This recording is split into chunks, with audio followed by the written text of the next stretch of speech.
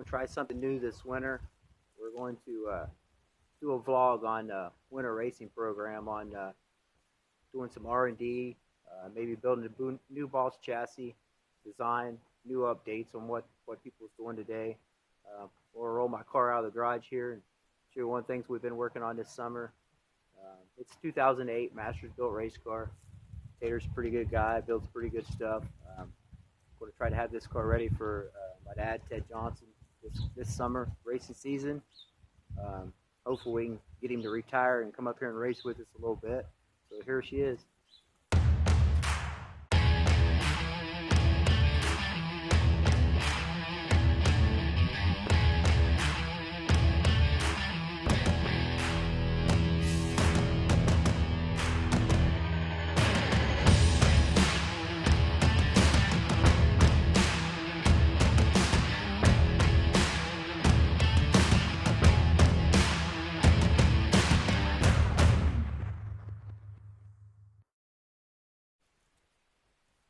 I think he's going to have to lose some weight.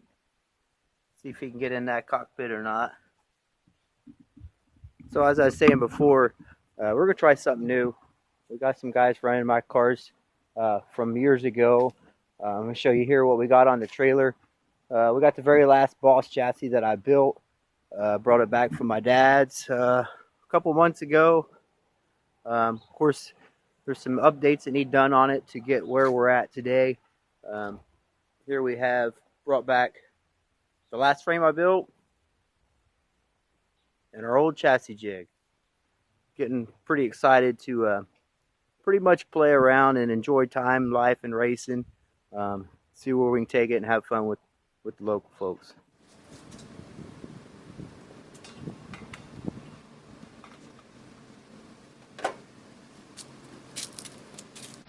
Hey, what's going on? Toma Johnson here. A little bit of an update. Getting everything loaded up, the truck.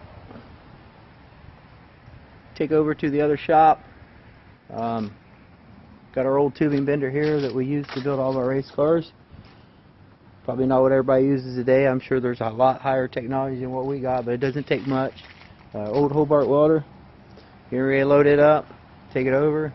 We have here my little house garage. Store this race car in. Really not big enough to do nothing in. Unfortunately, Jason Viney is going to let us use his shop to build a race car, have some fun. One thing about building your own race car, nobody to blame but yourself if it doesn't do good. And on another good note, if it doesn't run good, you can cut it apart and change it, or cut it apart and throw it away. That's the whole fun of it. Change things, do what you want, experiment. One of the things we want to do in this video is get some feedback. What the local racers struggle with, whether it's too many holes for 4-bar adjustments or it's too many options for shocks and springs. What's the feedback that would make a race car simple and easy? Because once you have a race car that's simple, the racing becomes easy. There's a lot of times you buy these cars and they've got so many adjustments that you can just put yourself clear out in left field. You move one thing, then you move 2 things, then you move 3, and then you're completely lost. So now you've done 2 things that affect 3 other things. To the viewers, we want to know, if you was building a race car, what would you want to see? What would you want to see to make it simpler for the local racer? Whether it be adjustments or the way the bodies are mounted, something that makes a weekly racer last longer.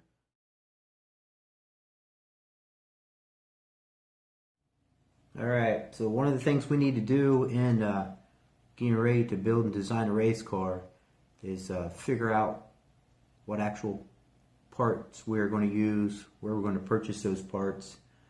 A lot of the parts companies, you have to be a major dealer to order lump sums or quantities. 2 that I've found that seems to work with local racers, individuals. One of them is A&A Manufacturing, and the other one is PPM. We use A&A. Last time we built race cars and talked to them a couple weeks ago, seemed to be pretty good. Still know who we are, where we come from, and willing to help us with whatever we need.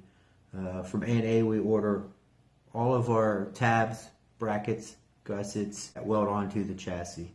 Pretty good people at A&A Manufacturing. Then there's the people from PPM. That's where we end up purchasing bird cages, upper control arms, pretty much all the bolt-on stuff. They will practically make anything you want. If you come up with a different style spindle, anything you want to make, the guys at PPM are really good. So once we get that list together, we'll order those parts. We have a PPM order in now. We have an A&A order in now. Once that stuff comes in, we will start on the design of the car. Tubing, we have to figure out which tubing we're going to use. Do we use ERW? Do we use DOM? Do we use chromoly? Do we use dual coil tubing? We are going to probably use DOM tubing. For one, we're not chromoly. We need to pretty much TIG weld it. DOM's consistent. Lasts long enough for what people keep the race car.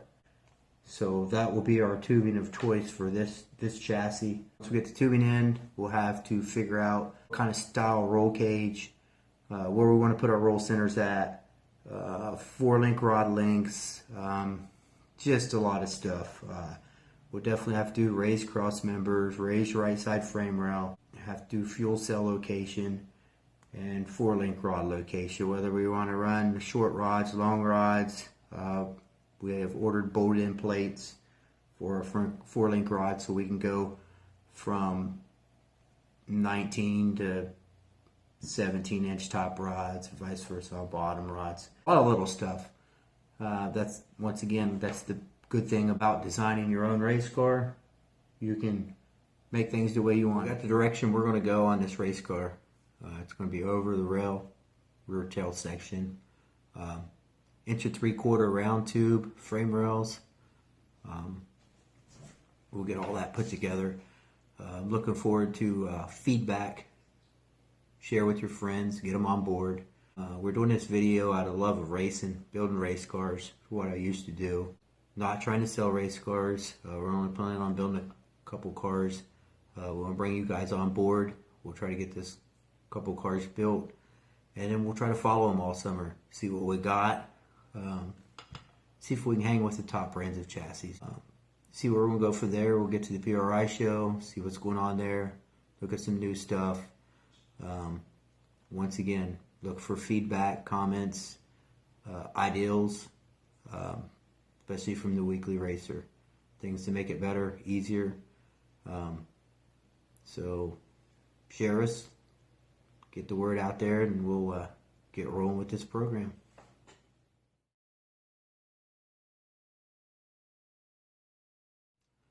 Just a little bit about where we got our name from. Boss Chassis, built on second shift. Back in the day and still today, when I built race cars, it was always a second shift job. It's like a local racer. To run up front takes 40 to 50 hours a week of dedication to put in your car to be competitive, to get the answers and results you want. Racing locally is basically a second shift job. It takes a lot of family and commitment. Sometimes brings a lot of families together, sometimes tears a lot of families apart. With that being said, if you'd like, subscribe, comment. Looking forward to hearing some feedback.